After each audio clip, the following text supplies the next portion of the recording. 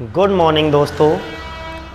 सबसे पहले एक चीज़ देख लीजिए कि हम लोगों की बोर्ड परीक्षा बहुत करीब है।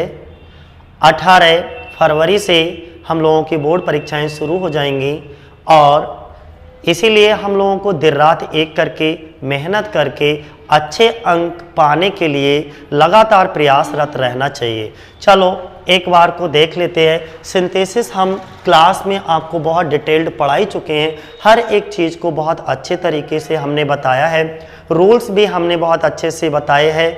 ओके, एक बार को जब भी आप ये वीडियो देख रहे हो तो हमारे नोट्स ओपन करके बैठिएगा और उसमें रूल्स को, फिलहाल मैं भी आपको समय समय पर सारे रूल्स कौन से इस वाक्य में कौन सा रूल अप्लाई हो रहा है वो सब बताता चलूंगा, लेकिन फिर भी तुम लोग लगातार रिवीजन करते रहिएगा। चलो आज हम लोग देखेंगे सिंथेसिस को। सिंथेसिस ये रिवीजन एक्सरसाइज है। आपके रिवीजन एक्सरसाइज में हम पिछली साल में आए हुए जितने भी बोर्ड की परीक्षा में आपके सिंपल सेंटेंस पूछे गए हैं सिंथेसिस वाले चैप्टर से, ओके, वो सभी हमने बोर्ड पर लिख दिए हैं। टोटल 5 सिंपल सेंटेंस आपके पूछे जा चुके हैं और पांचों को देखो कितना सरल तरीके से हम लोग बनाते हैं। कुछ भी नहीं है, आप इतना ध्यान रखिए मोटी मोटी चीजें कि सिंथेसिस क्या होता है। 2 या 2 से अधिक सिंपल वाक्यों को 2 या 2 से अधिक सिंपल वाक्यों को एक वाक्य में जोड़ना हमारा सिंथेसिस कहलाता है। और ये जुड़े हुए वाक्य हमारे सिंपल सेंटेंस, कंपाउंड सेंटेंस और कॉम्प्लेक्स सेंटेंस कहलाते हैं। हमको सीखना सिंपल सेंटेंस है और सिंपल सेंटेंस की ही सभी एक्सरसाइज चल रही है। इसके बाद हम आपको कंपाउंड सेंटेंस सिखाएंगे, उनकी सभी एक्सरसाइज, और लास्ट में सबसे चलेगा हमारा कॉम्प्लेक्स सेंटेंस। ठीक है, तो सिंपल सेंटेंस देखो 2019 में क्या क्या पूछा गया। पहले ये देखो कि सिंपल सेंटेंस हम कितने तरीके से बना सकते हैं। आखिर सबसे पहला क्वेश्चन ये उठता है कि सिंपल सेंटेंस होता क्या है। आप ध्यान रखिए, सिंपल सेंटेंस में एक ही सब्जेक्ट होगा और एक ही फाइनाइट वर्ब होगी। जिस वाक्य में एक ही सब्जेक्ट और एक ही फाइनाइट वर्ब हो वो वाक्य हमारा सिंपल सेंटेंस कहलाता है। और एक ही सब्जेक्ट एक ही फाइनाइट वर्ब करने के लिए हमें कुछ रूल्स को फॉलो करना होती है। अर्थात हम ये कह सकते हैं कि सिंपल सेंटेंस हम 8 तरीके से बना सकते हैं। वो 8 तरीके हमारे कौन कौन से हैं, जैसे अगर हम बात करें 8 ढंग देख लीजिएगा कि सबसे पहले पार्टिसिपल के प्रयोग द्वारा, नंबर 2 नॉमिनेटिव एब्सोल्यूट के प्रयोग द्वारा, नंबर 3 इन्फिनेटिव के प्रयोग द्वारा, number 4 noun or phrase in apposition के प्रयोग द्वारा, number 5 preposition before noun or gerund के प्रयोग द्वारा, number 6 adverb or adverbial phrase के प्रयोग द्वारा, नंबर 7 आपका हो जाएगा एडजेक्टिव के प्रयोग द्वारा, और नंबर लास्ट और अंतिम कंजक्शन एंड के प्रयोग द्वारा। तो चलो एक बार को हम सबसे पहले देखेंगे कि इनमें कौन कौन से रूल इनमें से लागू होते हैं। तो सबसे पहले हम लोग देखते हैं, जैसे हमने कहा इस वाक्य को पढ़े, जरा समझिए। She is very clever nobody can be fool her. वह बहुत चालाक है और कोई उसे मूर्ख नहीं बना सकता। ये सिंपल सेंटेंस बनाने के लिए आया। सिंपल सेंटेंस को बनाते समय एक ही सब्जेक्ट और एक ही फाइनाइट वर्ब हो। चलो देखें, अगर हम इसको देखिएगा 2 चीजें हैं यहां पर।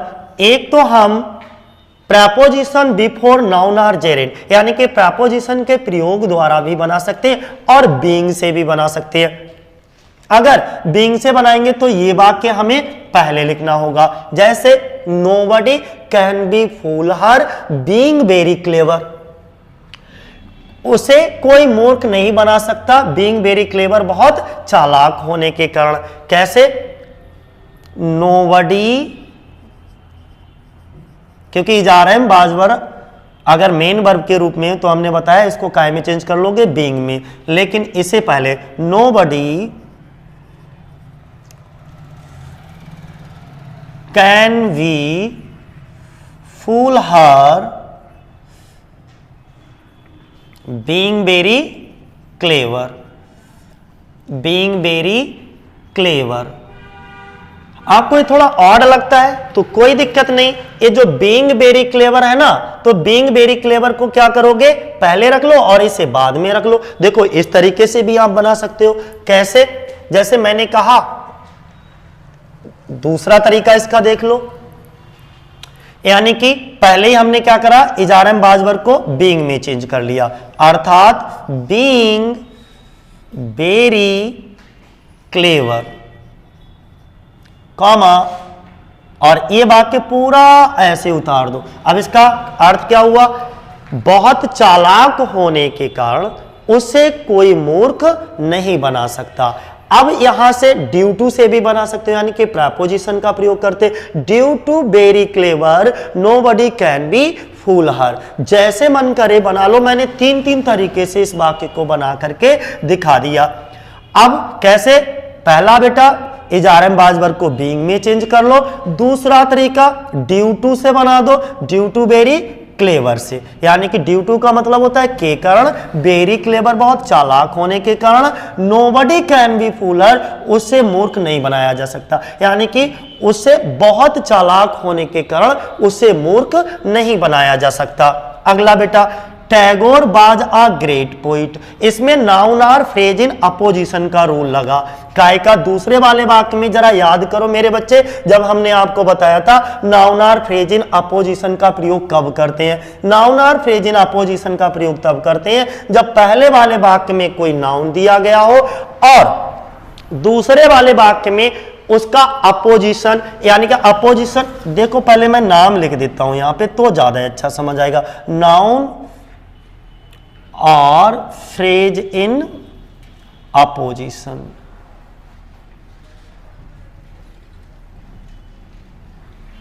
ठीक है। नाउन और फ्रेज इन अपोजिशन, एक नाउन पहले वाले वाक्य में नाउन होगा और दूसरे वाले वाक्य में या उसी वाक्य में एक फ्रेज इन अपोजिशन होगा। अपोजिशन का मतलब होता है पास में रखना और फ्रेज का मतलब होता है वाक्य समूह को, यानी कि उस वाक्य शब्द समूह को क्या करेंगे, हम इस नाउन के पास में रख लेंगे।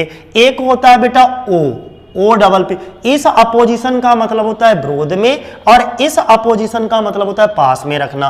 तो देखिएगा Tagore was a great poet, तो आ ग्रेट पोइट टैगोर के लिए noun or phrase in apposition है। ये क्या है बच्चे, noun or phrase in apposition है, क्लियर है, noun or phrase in apposition है और इसमें टैगोर क्या है, हमारा नाउन है। तो इस नाउन के पास में ये जो इसी के लिए फ्रेज इन अपोजिशन प्रयोग हुआ, एक से अधिक शब्दों में इसकी विशेषता बताई जा रही है, तो विशेषता बताने वाले शब्दों को इसी के पास में ला करके लगा लोगे। तो चलो बनाएंगे, ये वाक्य सिंपल सेंटेंस हमारा इस तरीके से बनेगा, टैगोर, फिर बेटा जो फ्रेज इन अपोजिशन रखते हैं ना वो दो कामा के बीच में रखते हैं ऐसे करके, आ टैगोर आ ग्रेट पोइट, और इसको इस तरीके से बंद कर देंगे। Okay, Tagore a great poet, Tagore एक महान कवि, रोट द गीतांजलि, बाकी पूरा वाक्य ऐसे लिख देंगे, रोट द गीतांजलि। बेटा ही क्योंकि टैगोर के लिए प्रयोग हुआ है तो ये अननेसेसरी वर्ड है, इसको लगाने की आवश्यकता नहीं। तो क्या करा हमने, टैगोर उसका फ्रेज इन अपोजिशन उसी के पास में दो कामा के बीच में रख लिया और इसके बाद पूरा रख दिया। ये भी 2019 में पूछा गया। मैं जितने भी वाक्य आपको बता रहा हूं ये सभी 2019 में पूछे गए लास्ट ईयर। अगला देखिए, he is very slow, he can not win the race, वह बहुत धीरे है, ही कैन नॉट, वह रेस नहीं जीत सकता। अब देखो तो वो रेस क्यों नहीं जीत सकता, यानी कि बहुत धीरे होने के कारण वह रेस नहीं जीत सकता। तो हम कैसे कहेंगे, या तो ऐसे बना दे, being very slow he can not win the race, या due to very slow he can not. तो इजारम बाज वर्ग को काय में चेंज कर लो बेटा, बीइंग में, यानी कि being very slow comma he can not win the race. आप प्रेपोजिशन का प्रयोग करके भी इसको बना सकते हो, due to very slow, due to very slow, यानी कि बहुत स्लो होने के कारण रेस को नहीं जीत सकता। तो देखिएगा यहां से due to very slow comma he can not win the race, कैसे, दोनों तरीके, इसके भी दो तरीके से बन जाएगा।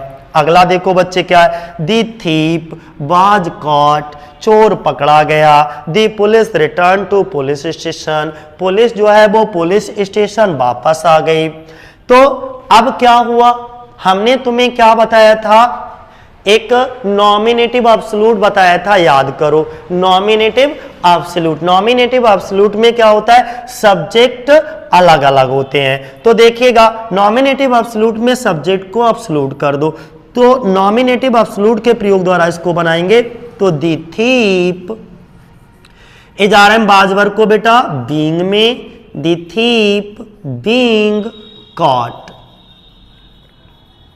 इसके बाद कॉमा लगा के दूसरे वाक्य को जोड़ने के लिए क्या लगाओगे, कॉमा, और पूरा वाक्य इसी तरीके से लिख डालोगे। क्लियर हो गया यहां तक। पहले में क्या किया हम लोगों ने, पहले में हमारा बीइंग से बताया था, प्रेपोजिशन के प्रयोग द्वारा भी बना सकते हो। दूसरा हमने क्या, नाउन और फ्रेज इन पोजिशन के प्रयोग द्वारा। तीसरा हमने फिर से बीइंग के प्रयोग द्वारा बना लिया। और चौथा मेरे बच्चे देखिएगा, और इसमें ये प्रेजेंट पार्टिसिपल का प्रयोग हुआ है। देखिएगा कैसे करके सब्जेक्ट सेम है और फाइनाइट वर्ब अलग अलग है। तो हमने बताया इज आर एम बाज वर्ब का प्रयोग मेन वर्ब के रूप में हो तो उसे हम बीइंग में चेंज कर देते हैं। दूसरी चीज, the thief was caught the police. अब यहां पर किसका मैंने बताया, नॉमिनेटिव एब्सोल्यूट, यानी कि नॉमिनेटिव क्या होता है, नॉमिनेटिव सब्जेक्टिव केस होता है। जो सब्जेक्ट है उससे स्वतंत्र कर दो, एब्सोल्यूट कर दो। इज आर एम बाज वर्ब को बीइंग में चेंज कर दो, बाकी पूरा वाक्य ऐसे उतार दो, कोई टेंशन लेने की जरूरत नहीं। दूसरा एक चीज और है कि यहां पर इसको देखो, the agreement was signed. Signed का मतलब होता है बेटा साइन किया गया, ओके, अर्थात उसको हस्ताक्षरित किया गया। नेक्स्ट, ऑल वर सेटिस्फाइड, और सभी क्या थे, संतुष्ट थे। तो चलिए देखिएगा, हम यहां पर अगर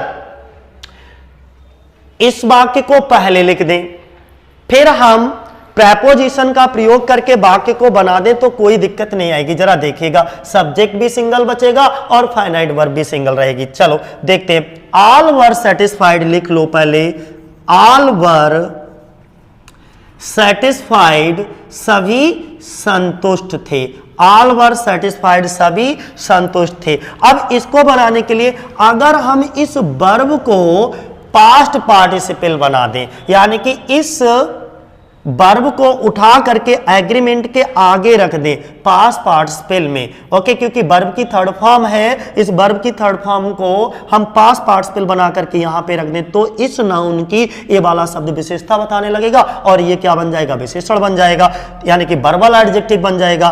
तो देखिएगा यहां से ऑल वर सेटिस्फाइड, पहले तो प्रेपोजिशन का प्रयोग करो विद, प्रेपोजिशन के प्रयोग से हम वाक्य को जोड़ेंगे विद दी। अब डबल वर्ब का प्रयोग नहीं कर सकते तो हम इसको क्या करेंगे, यहां पर एडजेक्टिव के रूप में लगा देंगे, यानी कि all were satisfied with the signed agreement, with the signed agreement. मेरे बच्चे क्लियर हो गया।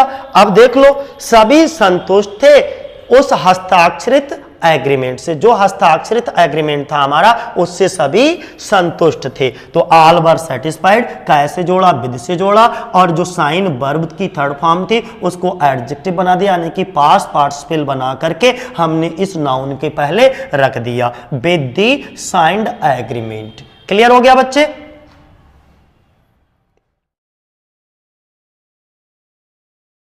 सीखा था 2019 सीख लिया था। 2019 में जितने भी सिंपल सेंटेंस पूछे गए थे उन सभी को हमने तुम्हें सिखाया था कि कैसे करके बनाएंगे।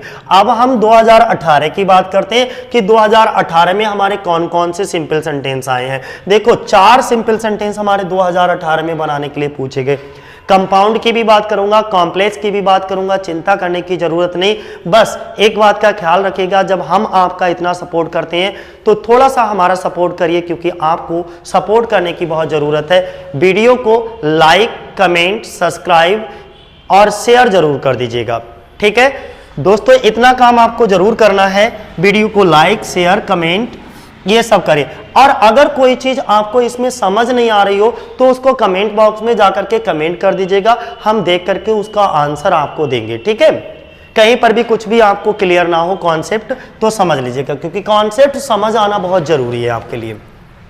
ये लास्ट पड़ाव पर और ये आपका रिवीजन है और लगातार ये रिवीजन आपका चलता रहेगा। चलिए देखते हैं, यहां पर जैसे my brother is a doctor, मेरा भाई एक डॉक्टर है, ही गिव्स वो देता है, फ्री एडवाइस, यानी कि फ्री सलाह देता है, मुफ्त में सलाह देता है टू दी पुअर, गरीबों के लिए, वो गरीबों के लिए मुफ्त में सलाह देता है। तो चलो एक बार को देखिएगा कि my brother is a doctor. तो देखिए यहां पर मेरा भाई है क्या, डॉक्टर। मेरे भाई के लिए क्या यूज किया गया, एक डॉक्टर। और हमने बताया था नाउन और फ्रेज इन अपोजिशन, कि पहले वाले वाक्य में नाउन हो और उसी के लिए कोई दूसरा उपनाम दिया जाए तो उस उपनाम को हम इसी के पास में दो अल्पकामा के बीच में लगा लेंगे। मेरा भाई डॉक्टर है, तो मेरे भाई के लिए किसका प्रयोग किया गया, डॉक्टर। तो देखो इसको बनाएंगे नाउन और फ्रेज इन अपोजिशन के प्रयोग द्वारा सिंपल सेंटेंस कैसे बनाएंगे, जरा देखिए ध्यानपूर्वक। माई ब्रदर लिख लिया हम लोगों ने, माई ब्रदर, और डॉक्टर को दो कामा के बीच में लिख लो। ये क्या है आपका, फ्रेज इन अपोजिशन है। फिर बोल दो एक बार, ये क्या है आपका, फ्रेज इन अपोजिशन है। इसको दो कामा के बीच में रख लिया। My brother a doctor gives free advice, gives free advice to the poor. बेटा ये वाक्य बन गया। तो बताओ इस वाक्य में हमने किसका प्रयोग किया, नाउन और phrase in opposition. Phrase in opposition आपको कैसे पहचाना, इस नाउन के लिए कोई दूसरा उपनाम दिया गया है, ठीक है, इस नाउन के लिए कोई दूसरा उपनाम दिया गया, यानी कि सब्जेक्ट के लिए कोई दूसरा उपनाम हो या फ्रेज के रूप में उसकी कोई विशेषता बताई जाए तो विशेषता बताने वाले शब्द को उसके पास में ही दो कामा के बीच में रख लेते हैं। अगर ये विशेषता एक शब्द में होती तो हम इसके आगे यहां पर रख लेते। चलो कोई नहीं, विशेषता एक से अधिक शब्दों में है तो इसके इस नाउन के बाद रखेंगे और दो कामा के बीच रखेंगे। दूसरी चीज, अब दूसरा वाक्य देखो कौन सा पूछा गया। पहले सोचा करो, वाक्य को ध्यान से पढ़ो, आराम से, कोई टेंशन नहीं है, कोई जल्दबाजी नहीं है। जैसे he went to the field, वो खेत पर गया। ही सा अ स्नेक, उसने एक सांप देखा। दोनों वाक्यों का सब्जेक्ट समान है, दोनों वाक्यों की फाइनाइट वर्ब अलग अलग है और एक काम होने के साथ साथ दूसरा काम होता हुआ पाया जाएगा। देखो, यानी कि खेत पर जाते हुए उसने एक सांप देखा, प्रेजेंट पार्टिसिपल का प्रयोग कर सकते हैं। देखो, यानी कि प्रेजेंट पार्टिसिपल क्या है, वर्ब की फर्स्ट फॉर्म में आईएनजी लगा करके, यानी कि going to the field, going to the field, खेत पर जाते हुए। ही सा स्नेक, उसने एक सांप देखा। या प्रेपोजिशन के प्रयोग द्वारा भी हमने एक रूल बताया था कि प्रेपोजिशन बिफोर नाउन और जेरेंड, किसी नाउन या जेरेंड से पहले प्रेपोजिशन के प्रयोग द्वारा भी हम वाक्य को सिंपल सेंटेंस बना सकते हैं। कैसे देखिएगा, पहले इसको जेरेंड बनाओ। जेरेंड क्या, वर्ब की फर्स्ट फॉर्म में आईएनजी लगाने से। तो देखो पहले बेंट का क्या हो जाएगा, गो, और ये जेरेंड बन गया। जेरेंड से पहले क्या करना है, प्रेपोजिशन, प्रेपोजिशन आ जाएगा ऑन, ऑन गोइंग, जाते हुए, कहां, to the field, on going to the field.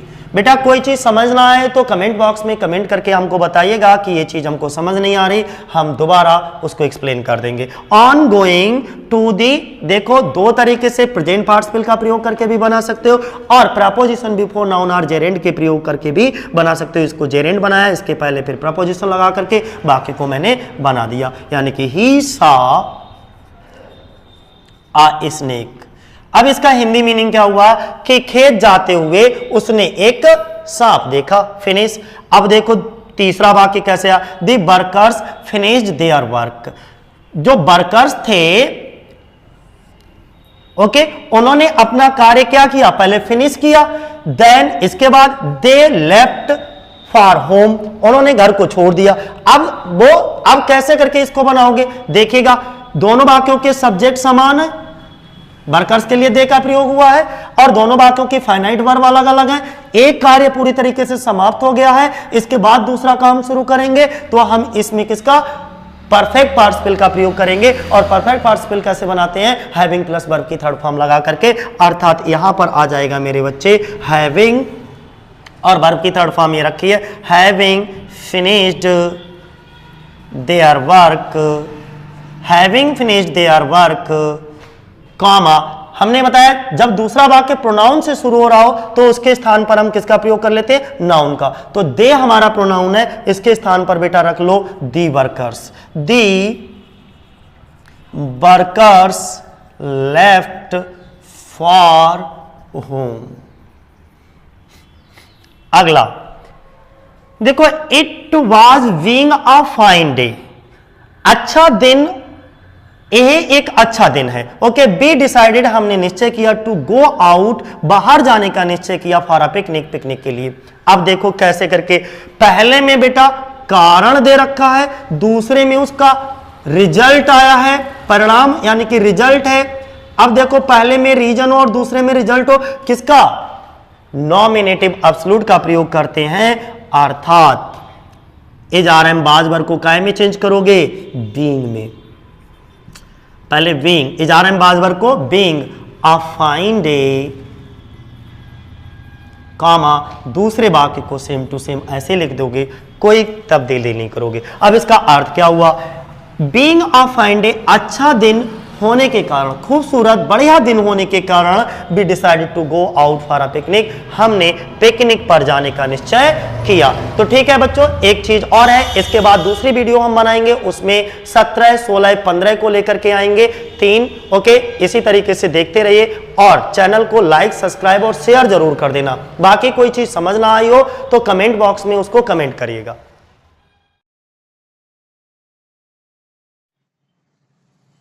Hello साथियों, मैं हूं रविंदर और मैं सरस्वती कोचिंग सेंटर के यूट्यूब चैनल में एक बार पुनः स्वागत करता हूं। मैं विश्वास करता हूं कि आज की वीडियो काफी यूजफुल है और आज हम सीखेंगे बोर्ड एग्जाम में आए हुए सभी सिंपल सेंटेंस के बारे में। चलो एक बार को देखते हैं कि सिंपल सेंटेंस को हम किस तरीके से बनाएंगे। एक देखिए, सबसे पहले तो बात करेंगे कि सिंथेसिस क्या होता है, फिर सिंथेसिस के बाद सिंपल सेंटेंस को बताएंगे। सबसे पहले मैं एक और जानकारी दे दूं, डियर स्टूडेंट्स, हम पहले भी आपको 2018 और 2019 पर वीडियो बना चुके हैं। जिन बच्चों ने भी 2018 और 19 की वीडियो नहीं देखी है वो हमारे YouTube चैनल पर जाकर के 2018 और 19 के वीडियो देख सकते हैं, जिसमें हमने सभी रिवीजन कराया है बोर्ड की परीक्षा में आए हुए सिंपल सेंटेंसेस को। तो चलो एक बार को देखते हैं। अब आज हम लोग सीखेंगे 2018 के बाद 17, 19 और 18 हम लोग सीख चुके हैं। आज ऑन सेट चलेंगे 2017, यानी कि 2017 में अब तक जितने भी सिंपल सेंटेंस आपके पूछे गए उन सभी को बनाना सीखेंगे। और एक चीज मैं बता दूं, एग्जाम हमारा बहुत करीब है। ओके, इसीलिए हमें दिन रात मेहनत एक करके लगातार मेहनत करते रहना है। और एक चीज ध्यान रखना कि बिना मेहनत के कभी कुछ हासिल नहीं होता। नो पेन नो गेन और मोर पेन मोर गेन। तो बस दर्द उठाते रहिए।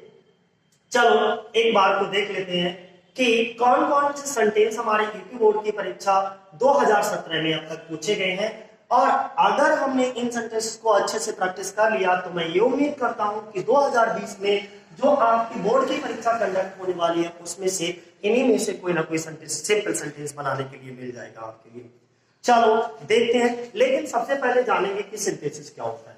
सिंथेसिस क्या होता है जरा समझ लीजिए एक मिनट के लिए, कि दो या दो से अधिक सिंपल वाक्यों को एक वाक्य में जोड़ना क्या कहलाता है? Simple sentence. और ये जुड़े हुए वाक्य हमारे क्या कहलाते हैं? सिंपल सेंटेंस, कंपाउंड सेंटेंस और कॉम्प्लेक्स सेंटेंस। जिसमें हमने तुम्हें बताया कि सबसे पहले सीरीज किसकी चल रही है, सेट किसके चल रहे हैं? सिंपल सेंटेंसेस के बाद चलेंगे कंपाउंड और सबसे लास्ट में हम आपको बनाना सिखाएंगे कॉम्प्लेक्स सेंटेंस। तो सिंपल सेंटेंस में आज हम लोग तीसरी वीडियो लेकर आए हैं और तीसरी वीडियो में हम सिखाएंगे कि 2017 में अब तक कितने सेंटेंसेस पूछे जा चुके हैं सिंपल सेंटेंस से। तो चलो सबसे पहला देखते हैं कि क्या है। I have no money that I can spare। मेरे पास कोई पैसा नहीं है, कोई धन नहीं है that जिसे I can spare मैं खर्च कर सकूं। इसका मतलब क्या हुआ कि मेरे पास कोई पैसा नहीं है। सिंपल सेंटेंस की सबसे बड़ी कंडीशन ये होती है कि जिसमें एक ही सब्जेक्ट हो और एक ही फाइनाइट वर्ब हो। क्या होना चाहिए? एक ही सब्जेक्ट और एक ही फाइनाइट वर्ब। ध्यान रखना है, एक ही सब्जेक्ट और एक ही फाइनाइट वर्ब। चलो देखते हैं। I have no money। I have no money। अब देखो हमने एक सब्जेक्ट और एक फाइनाइट वर्ब तो लगा ली, लेकिन इसमें वाक्य में एक सब्जेक्ट ये है और एक ये है, एक फाइनाइट वर्ब ये है, एक ये है। तो इसका मतलब दो फाइनाइट वर्ब, दो मेन वर्ब। ओके, दो सब्जेक्ट दो फाइनाइट वर्ब, ये तो नहीं चलेगा ना। तो हमको क्या करना है कि ऐसा क्या करें जो 8 रूल हमने बताए थे सिंपल सेंटेंस बनाने के लिए, जिसमें पार्टिसिपल के प्रयोग द्वारा, ओके, नॉमिनेटिव एब्सोल्यूट के प्रयोग द्वारा, इसके बाद इंफिनिटिव के प्रयोग द्वारा, नाउन और फ्रेज इन अपोजिशन के प्रयोग द्वारा, इसके बाद हमने बताया था तुमको कि प्रेपोजिशन बिफोर नाउन और जेरेंड के प्रयोग द्वारा, फिर एडवर्ब और एडवर्बियल के प्रयोग द्वारा, और इसके बाद एडजेक्टिव के प्रयोग द्वारा और कंजक्शन एंड के प्रयोग द्वारा। एक कुल 8 रूल आपको याद रखना है। कैसे, चलो देखते हैं। तो सबसे पहले देखो, आई हैव नो मनी, मेरे पास पैसा नहीं है। अगर हम इस वाले वाक्य को इंफिनिटिव बना दें, यानी कि दोनों वाक्यों का सब्जेक्ट तो समान है, हटा दो, क्या फर्क पड़ता है, ये भी फाइनाइट वर्ब भी हटा देना। इस वाले शब्द को अगर हम फाइनाइट वर्ब में चेंज, नॉन फाइनाइट वर्ब में चेंज कर दें, नॉन फाइनाइट वर्ब के अंतर्गत 3 चीजें आती हैं, पार्टिसिपल, इंफिनिटिव और जेरेंड। अब हम इसको इंफिनिटिव बना देंगे। क्या बना देंगे, इंफिनिटिव। इंफिनिटिव कैसे बनता है, किसी भी वर्ब की फर्स्ट फॉर्म से पहले टू लगा देने से हमारा इंफिनिटिव बन जाता है।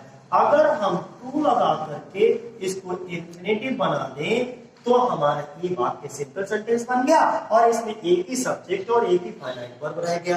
देखिए, और अर्थ भी हमारा वाक्य का चेंज नहीं हुआ। देखते हैं, आई हैव नो मनी, मेरे पास पैसा नहीं है तो इस पे आज खर्च करने के लिए, यानी कि खर्च करने के लिए मेरे पास पैसा नहीं है। अब देखो, 2017 में आपका दूसरा सेंटेंस पूछा गया है, जिसको आपको सिंपल सेंटेंस बनाना है। और दूसरा सेंटेंस हम पढ़ते हैं, Tagore was a great poet.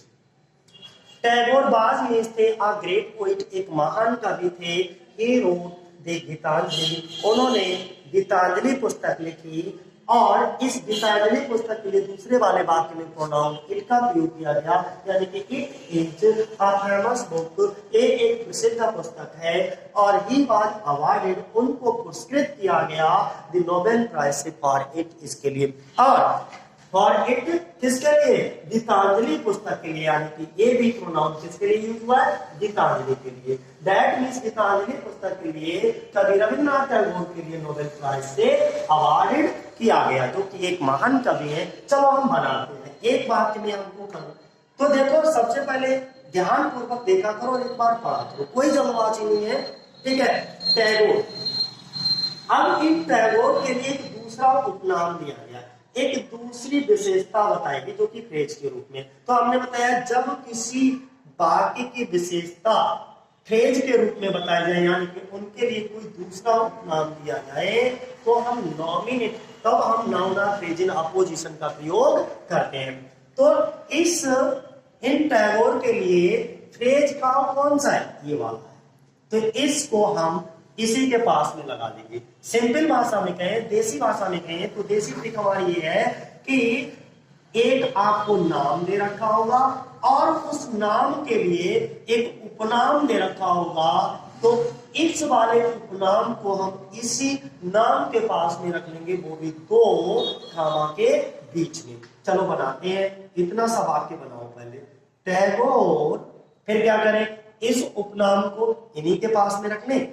चलो रख लिया, आ ग्रेट पोइट, क्लियर हो गया। और इसको ऐसे बंद कर दिया, यानी कि टैगोर आ ग्रेट पोइट, उनका उपनाम भी उन्हीं के पास में, यानी कि टैगोर की विशेषता भी इसी के पास में हमने रख ली, जो कि फ्रेज के रूप में बताएगी। अब अगला वाक्य, ही रोट द गीतांजलि, उन्होंने गीतांजलि लिखी। It is a famous book, ये क्या है, यानी कि ये देखिए, अब ये जो गीतांजलि पुस्तक है, गीतांजलि पुस्तक के लिए दूसरे वाले वाक्य में इसकी गीतांजलि पुस्तक की भी विशेषता बताएगी कि जो गीतांजलि पुस्तक है वो कैसी पुस्तक है, अब फेमस बुक है। कैसी, यानी कि ये भी इस गीतांजलि की विशेषता है, जो कि फ्रेज के रूप में बताएगी। तो हम कह सकते हैं इस वाले नाउन के लिए दूसरे इस वाले वाक्य में इसका फ्रेज दिया गया, इसकी विशेषता बताएगी। तो विशेषता बताने वाले शब्दों को हम फिर से अलगामा के बीच में रख लेंगे। ओके, तो चलो फिलहाल इसको हम बाद में बनाएंगे, इन दो को पहले इसे बना लेते हैं। यानी कि Tagore a great poet was awarded the Nobel Prize for, बेटा एक चीज बता दीजिए, टैगोर को अवॉर्डेड किया गया नोबेल प्राइज से और के लिए, किसके लिए, किसके लिए जरा बता दीजिए एक बार, तुम ही लोग बता दो किसके लिए। तो तुरंत से आपके मन में आ रहा होगा कि गीतांजलि के लिए। लेकिन वो गीतांजलि पुस्तक कैसी थी, फेमस। तो देखो, और किसके लिए, गीतांजलि के लिए। तो देख लेंगे कि जो इट है ना प्रोनाउन गीतांजलि के लिए हुआ, इसके स्थान पर रख लो और गीतांजलि, और दी गीतांजलि,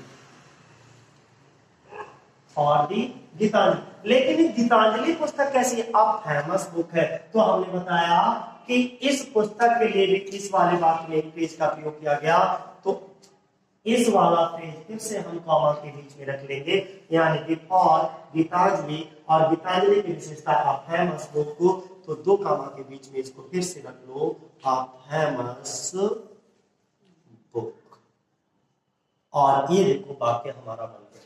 तो एक बार फिर रिपीट, टैगोर एक महान कवि, बाद अवार्डेड, पुरस्कृत किया गया द नोबेल प्राइज से और द गीतांजलि, गीतांजलि के लिए। और गीतांजलि कैसी पुस्तक है, अब फेमस बुक है। तो देखिए इसमें एक ही सब्जेक्ट और एक ही फाइनाइट वर्ब का यूज हुआ। सिंपल सेंटेंस हमारा ये कहता है जिसमें एक सब्जेक्ट और एक फाइनाइट वर्ब हो।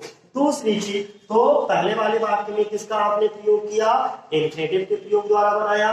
दूसरे वाले वाक्य को नाउन और फ्रेज अपोजिशन के प्रयोग द्वारा बनाया। और तीसरा वाला वाक्य देखते हैं, दोनों वाक्यों के सब्जेक्ट देखो कैसे अलग अलग है। जब दोनों वाक्यों के सब्जेक्ट अलग अलग हो और फाइनाइट वर्ब भी देखो कैसी है, अलग अलग है। जब दोनों वाक्यों के सब्जेक्ट अलग अलग है, फाइनाइट वर्ब भी अलग अलग है, तो हमने बताया क्या, नॉमिनेटिव एब्सोल्यूट का प्रयोग करते हैं। और नॉमिनेटिव एब्सोल्यूट क्या है, यानी कि जो नॉमिनेटिव का मतलब होता है सब्जेक्टिव के, इसे एब्सोल्यूट कर दो, स्वतंत्र कर दो। तो दी सन को हम ऐसे ही लिख लेते हैं, दी सन। और अगर वर्ब की सेकेंड फॉर्म दे रखी हो तो आप हैविंग प्लस वर्ब की थर्ड फॉर्म से नॉमिनेटिव एब्सोल्यूट बनाएंगे। अगर कहीं पर भी ध्यान देना हमेशा कि दोनों वाक्यों के सब्जेक्ट अलग अलग हो और कारण व परिणाम का संबंध दिखाया जाए। एक वाक्य में कारण हो और दूसरे में परिणाम निकल करके आए, ओके, तो यानी कि कैजुअल रिलेशन पाया जाए। हम इसे क्या कहेंगे, casual relation. That means the sun set, सूर्य छिपा, the stars came up in the sky, और तारे जो है वो आकाश में आ गए। दैट मींस तारे आकाश में चमकने लगे। इसका मतलब हुआ कि किस कारण तारे आकाश में आए, सूर्य के छिपने के कारण जो है सितारे या तारे आकाश में आ गए। तो पहले वाले वाक्य में कारण है, दूसरे में परिणाम है। जब कैजुअल रिलेशन पाया जाए तो नॉमिनेटिव एब्सोल्यूट का प्रयोग करते हैं। तो द सन को ऐसे लिख लेंगे। और वर्ब की सेकेंड फॉर्म दे रखी हो तो हम इस वर्ब की सेकेंड फॉर्म को हैविंग प्लस वर्ब की थर्ड फॉर्म में चेंज कर देंगे। टाइम में चेंज कर देंगे, एक बार फिर बता दो, हैविंग प्लस वर्ब की थर्ड फॉर्म में, यानी कि हैविंग सेट। और इसके बाद दूसरे वाक्य को जोड़ने के लिए हम क्या लगा लेंगे, कॉमा, और दूसरा वाला वाक्य सेम टू सेम ऐसा ही उतार देंगे। यानी कि कैसे वाक्य बना, सिंपल सेंटेंस हमारा बन गया, द सन हैविंग सेट, दूसरे वाले वाक्य को जोड़ने के लिए comma, the stars came up in the sky. अब देखो चौथा वाक्य हमारा कौन सा, एक बार पढ़िए ध्यान से, इट मस्ट बी डन, इसको पूरा किया जाना चाहिए। The cost does not count, कीमत की किसी को चिंता नहीं है, कीमत मत गिनो, ओके, बस इस कार्य को पूरा करो। तो देखो हम कैसे कह सकते हैं, इसको हम जोड़ने के लिए सबसे पहले तो पहले वाले वाक्य कुछ ऐसा करता है, ऐसा उतार लो, इट मस्ट बी डन, इसे पूरा किया जाना चाहिए, इसे अवश्य पूरा किया जाना चाहिए। ओके, अब हमें अगर इसको रखेंगे तो दिक्कत आ जाएगी, ओके, क्योंकि एक ही सब्जेक्ट और एक ही फाइनाइट वर्ब रखना है। तो हम कुछ ऐसा करते हैं कि ये वाला सेंस जो है, कुछ ऐसा शब्द यहां पर लगाओ कि इसका सेंस उस शब्द में आ जाए। अगर हम यहाँ पे what ever the cost, okay, क्या लिखते हैं, what ever the cost, what ever the cost. Clear हो गया डियर? तो यहां से आपको समझ आ जाएगा कि व्हाट एवर द कॉस्ट, और इज लिखना चाहो तो लिखो, नहीं तो कोई दिक्कत नहीं। अब इसका अर्थ ये हुआ डियर कि जो भी लगता हो, जो भी लागत हो, कोई दिक्कत नहीं, जो भी लागत हो, इसका मतलब क्या, वॉट एवर द कॉस्ट, जो भी लागत हो उसे पूरा किया जाना चाहिए, यानी कोई काम है उसको पूरा किया जाना चाहिए। तो हम कैसे बनाएंगे, it must be done what ever the cost is. दूसरा, he was ill, he was ill, वह बीमार था, ही वाज इल, वह बीमार था, ही वाज इल, वह बीमार था, ही वेंट टू स्कूल, वह स्कूल गया। अब देखो कैसे करके हम क्लियर कर लेंगे, ही वाज इल, वह बीमार था, ही वेंट टू स्कूल। देखो दोनों वाक्यों का सब्जेक्ट समान है, यहां पर भी ही का प्रयोग किया गया, यहां पर भी ही का प्रयोग किया गया, लेकिन दोनों वाक्यों की फाइनाइट वर्ब अलग अलग है। हमने कहा जब दोनों वाक्यों के सब्जेक्ट समान हो, फाइनाइट वर्ब अलग अलग हो, और एक में कारण और दूसरे में परिणाम दिखे, तो हम किसका प्रयोग करेंगे, बीइंग। किसका प्रयोग कर लेंगे, बीइंग का प्रयोग कर लेंगे। तो देखो बीमार होने के बावजूद भी ऐसे भी बना सकते हैं, यानी कि प्रेपोजिशन बिफोर नाउन और जेरेंट के प्रयोग द्वारा भी बना सकते हैं, और पार्टिसिपल के प्रयोग द्वारा भी बना सकते हैं। इजारन बाजवर हमने बताया, जब पार्टिसिपल में इजारन बाजवर आ जाए तो इजारन बाजवर को बीइंग में चेंज कर दो। किसमें बच्चे, बीइंग में। एक बार और बोल दीजिए, बीइंग इल, बीइंग इल यानी कि बीमार होने के कारण, comma he went to school, he went to school. अब देखो दूसरी तरीके से कैसे, प्रेपोजिशन बिफोर नाउन और जेरेंट, यानी कि प्रेपोजिशन के प्रयोग द्वारा भी। अगर हम इसको ऐसे कहें, ड्यू टू ए, कैसे बोले, ड्यू टू ए, बीमार होने के कारण ही वेंट टू स्कूल, तो भी कोई दिक्कत नहीं है, हमारा वाक्य बिल्कुल सही बनेगा। दूसरी चीज देखो, अब अंतिम वाक्य जो 2017 में पूछा गया, जरा देख लीजिए, ही इज इंटेलिजेंट, वो होशियार है, ही इज हार्ड वर्किंग, वो कठिन परिश्रमी में, यानी कि एक ही व्यक्ति की दो दो विशेषताएं बताई जा रही है, वो इंटेलिजेंट भी है और हार्ड वर्कर भी है, यानी कि परिश्रमी भी है। तो हम अगर सिंपल सेंटेंस बनाने के लिए एक सब्जेक्ट, एक फाइनाइट वर्ब हमने लिख ली, और इनकी विशेषताओं को अगर कंजक्शन एंड के प्रयोग द्वारा जोड़ दे तो कोई दिक्कत नहीं होगी। फिर रिपीट कर लिया कंजक्शन एंड के प्रयोग द्वारा। कैसे, कंजक्शन एंड के प्रयोग द्वारा। तो he is intelligent and hard working. Clear हो गया डियर स्टूडेंट्स, कैसे जोड़ा, कंजक्शन एंड के प्रयोग द्वारा। एक बार पूरी वीडियो में दोबारा रिपीट कर देता हूं कि पहले वाले वाक्य को हमने इंफिनिटिव के प्रयोग द्वारा जोड़ा, दूसरे वाले वाक्य में दो दो रूल्स को फॉलो किया। सबसे पहला rule, noun or phrase in apposition, okay, और इसके बाद यहां पर तीसरे वाले रूल में नॉमिनेटिव एब्सोल्यूट का प्रयोग किया गया, और चौथे वाले वाक्य में बेटा व्हाट एवर, यानी कि हमें इसके अनुसार एक शब्द का प्रयोग करना था, जिससे कि हमारा सेंटेंस एक जो है मीनिंगफुल सेंटेंस बन जाए। इसके लिए हमने व्हाट एवर का प्रयोग कर लिया, और पांचवें वाले सेंटेंस को बनाने के लिए हमने क्या किया, पार्टिसिपल का प्रयोग कर सकते हैं, और प्रेपोजिशन बिफोर नाउन और जेरेंट के प्रयोग द्वारा भी हम इसको बना सकते हैं। और 6 नंबर पे हमने कंजक्शन एंड के प्रयोग द्वारा वाक्य को कंबाइन किया, दैट मींस सिंपल सेंटेंस बनाया है। आप देख सकते हो व्यक्ति एक ही है, जब एक ही व्यक्ति की एक से अधिक विशेषताओं को बताया जाए तो हम उसको कंजक्शन एंड से जोड़ लेते हैं, या एक ही चीज की दो या दो से अधिक विशेषताएं बताई जाए तो भी कंजक्शन एंड का प्रयोग करते हैं। तो यहाँ पर व्यक्ति एक है, विशेषताएं दो है, इंटेलिजेंट और वर्किंग, इसीलिए हमने क्या करा कि इस विशेषता को एंड से यहाँ पर जोड़ दिया। क्लियर हो गया बच्चे, तो ये था 2017 में आए हुए जितने भी हमारे सिंपल सेंटेंस हैं वो यहाँ पर थे, ओके। और अगर यहाँ पर आप इनको नोट्स बनाना चाहते हो तो धीरे धीरे करके नोट्स, वीडियो को पॉज करके इसको देखते रहिएगा, ठीक है। और अगली वीडियो 2016 की अभी हम जो है डालेंगे, इसके तुरंत बाद 2016 की वीडियो आएगी, उसको भी लगातार देखते रहिएगा और अपनी प्रैक्टिस करते रहिएगा। बाकी बोर्ड की परीक्षाओं के लिए आप सभी लोगों के लिए बहुत बहुत शुभकामनाएं। हेलो दोस्तों, मैं हूं रविंदर और आपका सरस्वती कोचिंग सेंटर के YouTube चैनल में आपका एक नई वीडियो के साथ पुनः स्वागत करता हूं। हम लोगों ने पिछले जो है 2019, 18 और 17 के सिंपल सेंटेंस बनाना सीखा था। उसी सीरीज में आज एक और नई वीडियो 2016 को हम लोग देखेंगे। देखो, सबसे पहले 2016 में हमने बताया था कि किस तरीके से हम सिंपल सेंटेंस बनाते हैं, और सिंपल सेंटेंस बनाने का तरीका तुम लोगों को पहले भी कई बार बताया जा चुका है क्लास में भी। चलो एक बार हम रिवीजन पर आएंगे। सबसे पहले सिंपल सेंटेंस बनाते समय ध्यान रखना है कि हम टोटल 8 तरीके से सिंपल सेंटेंस बना सकते हैं। उन 8 तरीकों में से कौन सा तरीका यूज होगा, चलो एक बार को देख लेते हैं। सबसे पहले देखिएगा हम, a tiger was hungry he killed a bullock. एक टाइगर बाज मीज था, हंग्री था, भूखा था। दूसरा वाक्य हमारा, ही किल्ड अ बुलक, उसने एक बैल मार दिया। दी बुलक वाज हैप्टी, और जो बैल बाज मीज था, हैप्टी का मतलब होता है मोटा, यानी कि बैल था वो कैसा था, मोटा था। तो इसका मतलब जरा ध्यान पूर्वक देखिएगा, एक रूल याद करिए सिंपल सेंटेंस में एडजेक्टिव के प्रयोग द्वारा, बाय यूजिंग एडजेक्टिव। अब बाय यूजिंग एडजेक्टिव में जरा समझिएगा यहां पर किस तरीके से।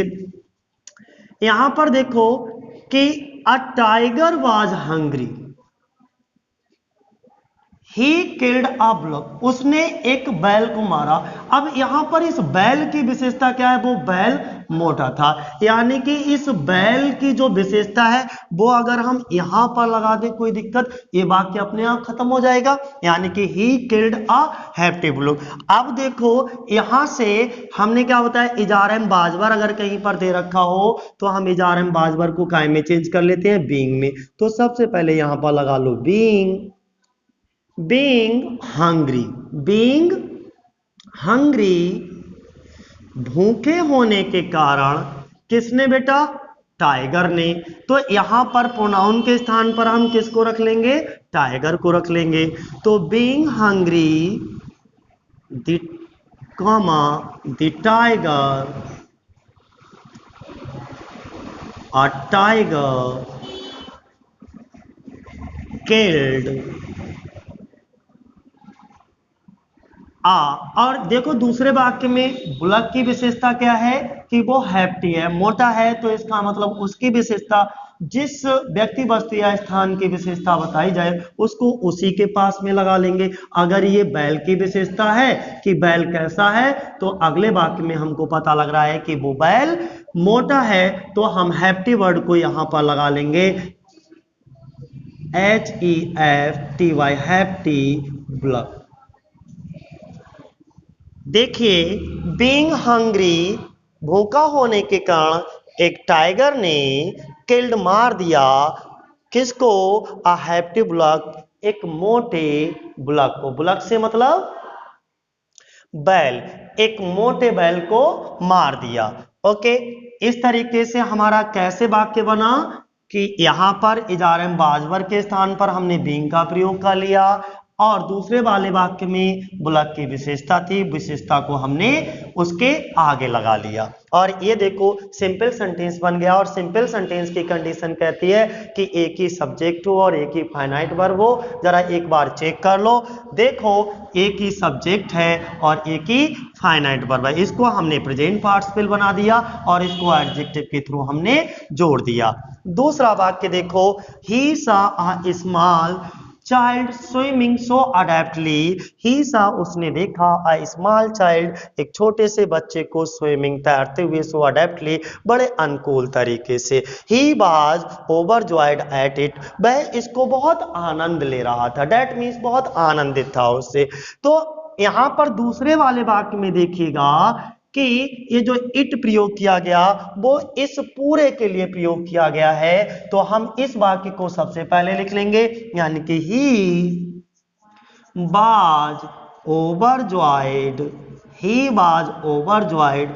अब देखो एट लगा लिया, यानी कि ये क्या हो गया, प्रेपोजिशन। जरा याद करो, preposition before noun or gerund. इसका मतलब देखो, preposition before noun or gerund, यानी कि नाउन तो बनेगा नहीं इसका, इसको क्या बना ले हम, जेरेंड बना ले। जेरेंड कैसे बनाओगे, वर्ब की फर्स्ट फॉर्म में ING लगा करके।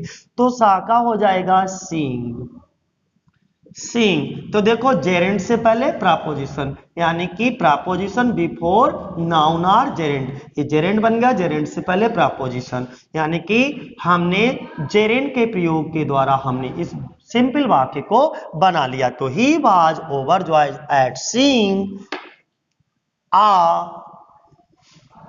Small child swimming so adeptly, swimming so adeptly। अब इसका हिंदी मीनिंग एक बार निकाल करके देख लो। हिंदी मीनिंग क्या निकलता है, एक छोटे बच्चे को इतने अनुकूल तरीके से तैरते हुए देखकर उसे बहुत खुशी हुई। एक छोटे बच्चे को इतने अनुकूल तरीके से तैरते हुए उसे बहुत खुशी हुई। अगला देखो, ही हैज 4 चिल्ड्रन, उसके 4 बच्चे हैं। Okay, he has to support them. अब देखिएगा यहां से सिंपल हमको पता लग रहा है दूसरे वाले वाक्य में कि हम क्या करें, वर्ब की फर्स्ट फॉर्म से पहले टू लगाए, इसका मतलब ये क्या है, इन्फिनेटिव। और सिंपल सेंटेंस का एक रूल है, बाय यूजिंग इन्फिनेटिव, यानी कि इन्फिनेटिव के प्रयोग द्वारा भी हम वाक्यों को सिंपल बना लेते हैं। तो ये तो बहुत ही इजी है आपका।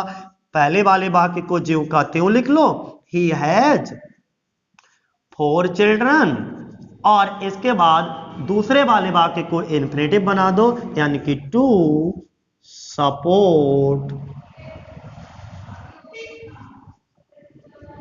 देम। क्लियर हो गया। तो हमने इस वाले वाक्य को कैसे बनाया, यानी कि इन्फिनेटिव के प्रयोग द्वारा, टू सपोर्ट देम।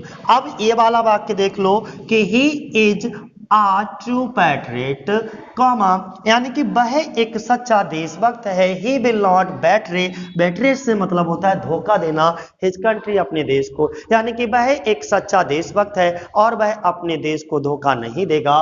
तो इसका मतलब क्या है, हमने आपको बताया था कि अगर वाक्य में इजारम बाजवर मेन वर्ब के रूप में प्रयोग हो तो हम इसको बीइंग में चेंज कर लेते हैं। तो इसे बीइंग में चेंज कर लो। देखो इजारम बाजवर के स्थान पर क्या आ जाएगा, बीइंग आ ट्रू पैट्रियट। दूसरे वाले वाक्य को जोड़ने के लिए कॉमा लगा लो और इसके बाद फिर दूसरे वाले वाक्य को भी वैसा का वैसा ही जोड़ दो। क्लियर हो गया। हमने क्या करा, कुछ नहीं किया इसमें सिंपल सेंटेंस बनाने के लिए, इसको बीइंग में और इसके बाद कॉमा लगाया और फिर पूरे के पूरे वाक्य को वैसा का वैसा ही जोड़ दिया।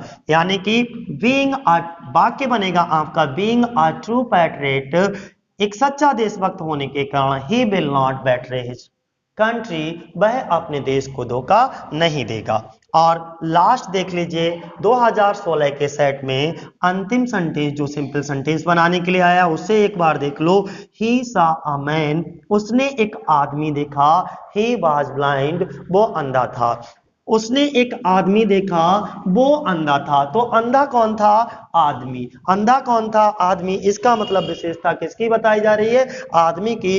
तो जो दूसरे वाले वाक्य में आदमी की विशेषता बताई जा रही है, इस विशेषता बताने वाले शब्द को जिसकी भी विशेषता बताई जा रही है उसी से पहले ला करके रख देंगे।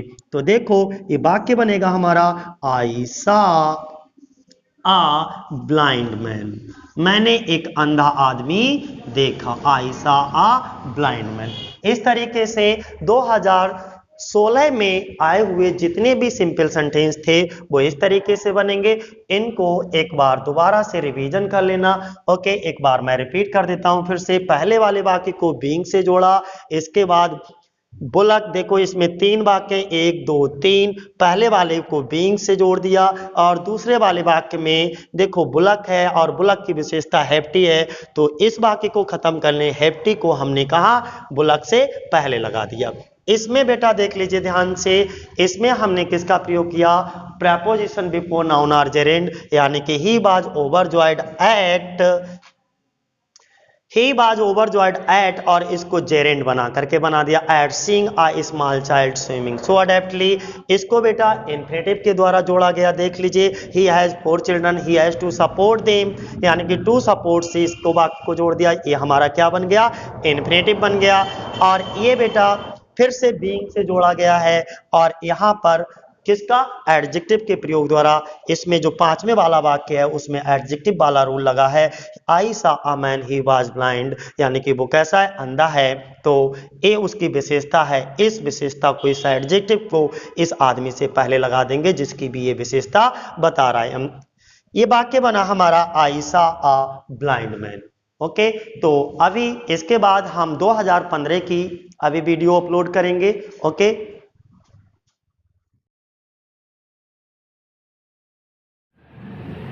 Good morning dear students. एक बार फिर से सिंपल सेंटेंस लगातार प्रैक्टिस कर रहे हो, करते रहिएगा लगातार प्रैक्टिस, क्योंकि अगर लगातार प्रैक्टिस नहीं करोगे ना तो सिंपल सेंटेंस अच्छे से आने वाले नहीं है, क्योंकि सिंपल और कॉम्प्लेक्स ही सबसे ज्यादा पूछे जा रहे हैं। आप कभी अनसॉल्व पेपर उठा करके देखिएगा। ओके, चलो एक बार फिर भी अगर नहीं भी कर रहे हैं तो लगातार करते रहिएगा, क्योंकि प्रैक्टिस ही तुमको बेहतर अंक दिलाएगी इंटरमीडिएट में। तो बिल्कुल भी प्रैक्टिस को कम मत करिए, लगातार करिए। चलो एक बार देख लीजिएगा। सिंपल सेंटेंस हमने आपको बनवा दिए थे लगभग 2016 तक। 19 बनवाया, 18 बनवाया, 17 बनवाया और 16 भी बनवा दिया। आज हम लोग देखेंगे 2015 में जितने भी सिंपल सेंटेंस अब तक पूछे गए हैं उन सभी को देख लेंगे। ठीक है, कुल मिलाकर के कुल 5 सिंपल सेंटेंस पूछे गए हैं। ओके, तो चलो देखते हैं कैसे बनाओगे सिंपल सेंटेंस में, इनको कैसे कन्वर्ट करोगे, एक बार को देख लेते हैं। यहाँ पर देखिए कि deer was cot in the net. Deer से मतलब हिरन, वाज कॉट पकड़ा गया इन द नेट, और वह स्ट्रगल्ड हार्ड कठिन परिश्रम कर रहा था टू एस्केप, बच निकलने, यानी कि बचने के लिए वह उस नेट में से निकलने का प्रयास कर रहा था। यानी कि अब देखिए कैसे करके हमने क्या बताया, जब वो पहला वाक्य देखो पैसिव वॉइस में नजर आ रहा है, यानी कि बाज वर्ब प्लस वर्ब की तरफ, तो हम कैसे बनाएंगे? Having been. कैसे बनाएंगे? हैविंग बीन से बना सकते हो, या खाली बीन लगा करके बना सकते हो। ध्यान दीजिएगा, दोनों से बन जाएगा। हैविंग बीन से बना लो या बीन से बना लो। ठीक है, हम बनाएंगे यहां पर आपके लिए हैविंग बीन से। Having been caught in the net. Clear हो गया बच्चे? यानी कि इसमें हमने किसका? प्रेजेंट पार्टिसिपल का प्रयोग कर दिया। सिंपल बात है, जब सब्जेक्ट दोनों समान है। ओके, अब एक में कारण है तो दूसरे में क्या है? रिजल्ट है, परिणाम है। तो having been caught in the net. अब बेटा ये दूसरे वाले वाक्य में किसका प्रयोग किया जा रहा है? बोलो। इस डीर के लिए प्रयोग होगा ना प्रोनाउन, तो हम इस प्रोनाउन के स्थान पर ये जो डीर है इसे हम डियर कहते हैं। इस डियर को क्या करेंगे? यहां पर रख लेंगे, यानी कि डीर कामा जोड़ने के लिए फिर ही प्रोनाउन के स्थान पर नाउन रख लो, डीर, और पूरा वाक्य ऐसे उतार दो, स्ट्रगल हार्ड टू एस्केप। ये सिंपल सेंटेंस बन गया। अब दूसरा सिंपल सेंटेंस देख लो। Ram is an intelligent boy. Ram एक होशियार लड़का है। ही इज वेरी पंक्चुअल, वो पंक्चुअल भी है। He studies in the 12th class, वो 12th क्लास में पढ़ता है। सिंपल सेंटेंस की एक ही कंडीशन, एक ही सब्जेक्ट, एक ही फाइनाइट वर्ब। अब एक ही सब्जेक्ट, एक ही फाइनाइट वर्ब, क्या करें हम इसमें कि एक ही सब्जेक्ट और एक ही फाइनाइट वर्ब रह जाए, तो कोई युक्त लगाओ। ओके, देखते हैं क्या करेंगे कि Ram is an intelligent boy. Ram एक होशियार लड़का है। राम की एक विशेषता हमको ये मिल गई, और दूसरा देखते हैं ही वेरी पंक्चुअल, दूसरी विशेषता ये मिल गई। इन दोनों विशेषताओं को एंड से जोड़ दो, इन दोनों विशेषताओं को एंड से जोड़ दो। तो देखो कैसे बनाओगे। राम, चलो यहां से ले लो बीइंग, इदारण वाचक को बीइंग में चेंज कर लो, तो being an intelligent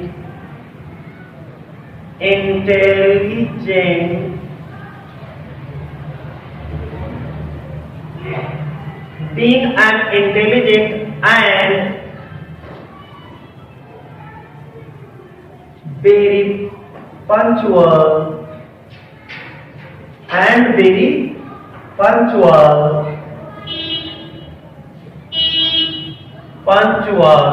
being very intelligent and punctual boy, comma, तो बहुत होशियार और पंचुअल होने के कारण ठीक है। तो being very intelligent and very punctual, फिर लगाओ बेटा यहाँ पे ही के स्थान पर रख लो नाउन को, तो क्या आ जाएगा हमारा, Ram studies in 12th class. अब दूसरा तरीका भी इसको देख लो।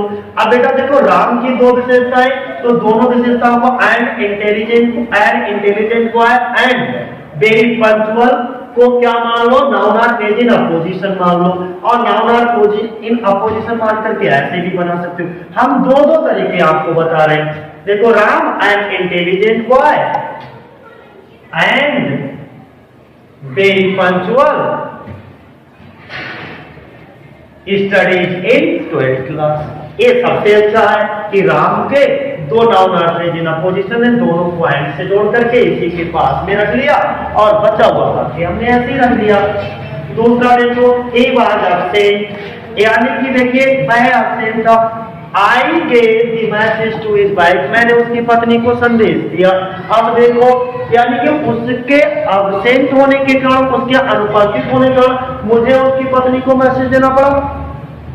तो हम इतना वाक्य कैसे अंग्रेजी में डाल सकते हैं, उसके अनुपस्थित होने के कारण। तो जब इजारा मान पर तो बीइंग और बीइंग ही को बना दो इसका पॉजिटिव केस है कि being is absent.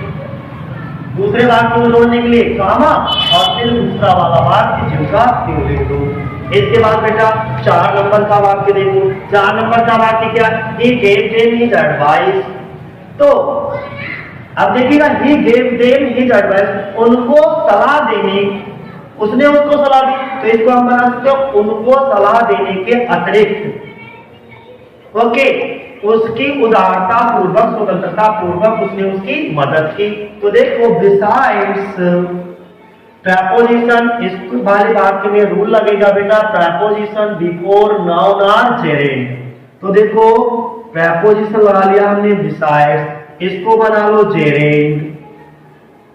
Besides giving them his advice, दूसरे वाले वाक्य को जोड़ने के लिए कामा और फिर पूरा वाला वाक्य ऐसे उतार दो। अगला बेटा Shakespeare road merchant of Venice, he was a great dramatist. Shakespeare ने मर्चेंट ऑफ वेनिस लिखा, वो एक महान ड्रामाटिस्ट है, महान नाटककार है। तो बेटा शेक्सपियर के लिए महान नाटककार बोला गया। इस वाले वाक्य में रूल लगेगा noun or phrase in apposition. Noun ठहरा शेक्सपियर, तो नाउन को हमने लिख लिया ऐसे शेक्सपियर। इसका बेटा शेक्सपियर कौन है, एक महान ड्रामाटिस्ट। तो इनको अब 2 कामा के बीच में लिख लो, आ ग्रेट ड्रामाटिस्ट। बेटा 2 कामा के ड्रामाटिस्ट, 2 कामा के बीच में इसको हमने लिख लिया और बचा हुआ तो फिर ऐसे लिख दो, road the merchant of Venice, the merchant of Venice. Clear हो गया डियर? ये हमारे सभी 2015 में जितने भी हमको सिंपल सेंटेंस पूछे गए थे वो सभी सिंपल सेंटेंस बन गए। एक बार जल्दी जल्दी देख लीजिएगा क्या किया हम लोगों ने। बेटा बाकी पैसिव वॉइस नहीं है पहले वाला, तो हम क्या करेंगे, हैविंग बीन या बीन दोनों से जोड़ सकते हैं और वो नाउन के स्थान पर नाउन रख लिया, धीरे बाकी पूरा वाक्य वैसे उतार देना है। राम की 2 विशेषताएं थी, एक इंटेलिजेंट बॉय, तो दोनों को एंड से जोड़ो, 2 अवकामा के बीच में noun or phrase in apposition के प्रयोग द्वारा बना दो।